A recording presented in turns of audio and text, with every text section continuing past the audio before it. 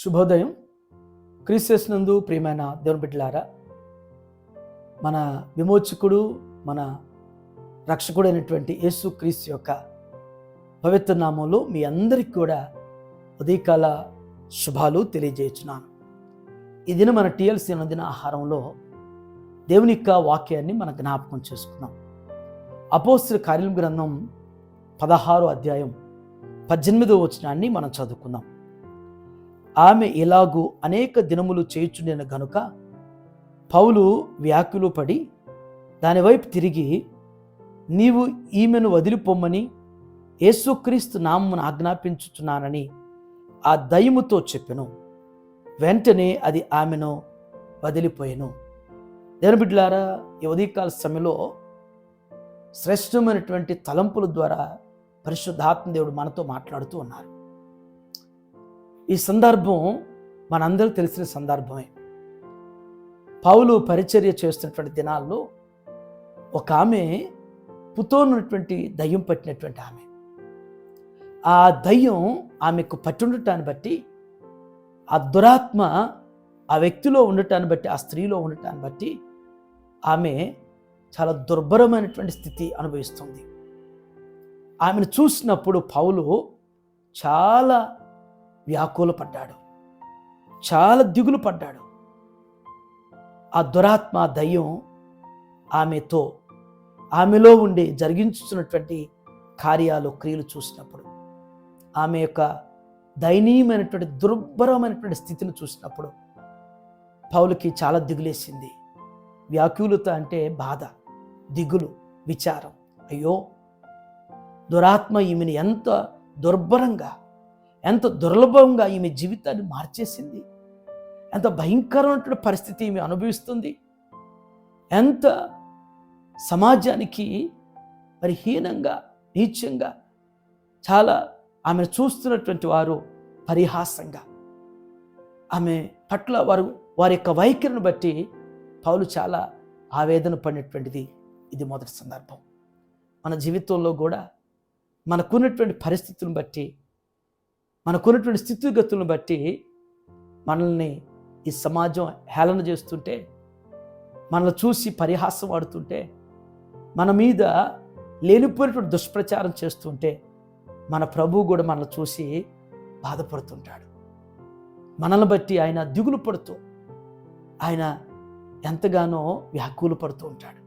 నా బిడ్డల్ని, నా కుమార్తెను ఎంత దుర్భరంగా, ఎంత దుర్బలంగా, ఎంత భయంకరంగా వీరు మాట్లాడుతున్నారని చెప్పేసి మన మీద జరుగుతున్నటువంటి పరిస్థితులను బట్టి మన ప్రభువు దిగులు పడుతుంటాడు.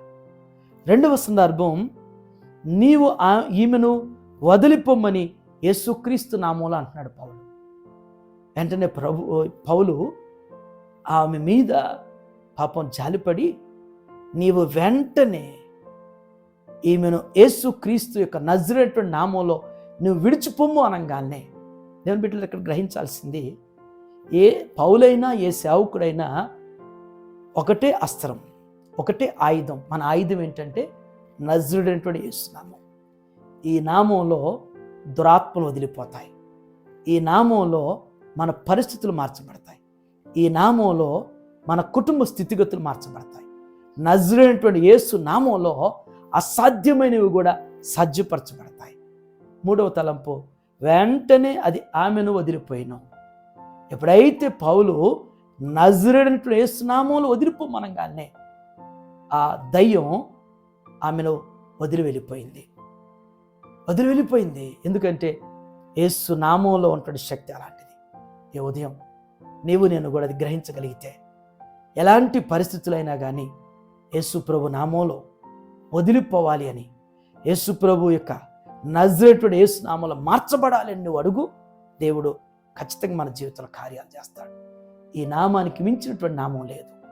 ఈ నామానికి సరిపోయినటువంటి నామం లేదు. ఈ నామంలో సమస్తం కూడా సాధ్యమే. అట్లీతిగా దేవుడు మనందరి జీవితాల్లో ఆయన కార్యాల ద్వారా స్థిరపరచునుగాక. ఆమెను ప్రార్థన చేసుకుందాం.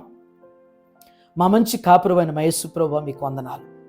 పౌలు పరిచర్యలో ప్రభువా, పుతోను దయ్యం చేత పీడించబడుతున్నటువంటి ఆ స్త్రీని ప్రభువా చూసినప్పుడు ఎంతగా నాయన పౌలు వ్యాకుల పడ్డాడు. నజరేయుడైనటువంటి యేసు నామములో వదిలిపోమన్నప్పుడు, ఆయన ఆజ్ఞాపించినప్పుడు ఆమెను ఆ దయ్యం విడిచి పారిపోయినట్లుగా నా తండ్రి, ఏ ఉదయం ప్రభువా, ఏ బంధకాలు, ఏ బలహీనతలు, ఏ దురాత్మ సంబంధమైనటువంటి క్రియల చేత నాయన బంధించబడుతున్నటువంటి ప్రతి ఒక్కరిని నజరేయుడైనటువంటి యేసు నామములో విడుదల దయచేయమని ప్రార్థన చేస్తున్నాను. అవి ఎలాంటి బలహీనతలైనా, ఎలాంటి బంధకాలైనా, ఎలాంటి సమస్యలైనా, ఎలాంటి పరిస్థితులైన మీ నామంలో, నజరేయుడైనటువంటి యేసు నామంలో విడిపించుతున్నందుకు వందనాలు చెల్లిస్తున్నాను తండ్రి. దేవా, పుతోను దయ్యం వదిలిపోయినట్లుగా నా తండ్రి, అయ్యా మా జీవితాల్లో కూడా కార్యాలు చేసేటువంటిది మీ నామమే ప్రభువా. అటు రీతిగా నా తండ్రి, ఉదయం టీఎల్సీ దినాహారం చూస్తున్న ప్రతి బిడ్డ జీవితంలో, ప్రతి కుటుంబంలో మీ కార్యాలు మీ నామంలో జరిగిస్తూ స్థిరపరచమని యేసు నామంలో ఈ ప్రార్థన మీకు సమర్పించుతాను తండ్రి. Amen. God bless you all.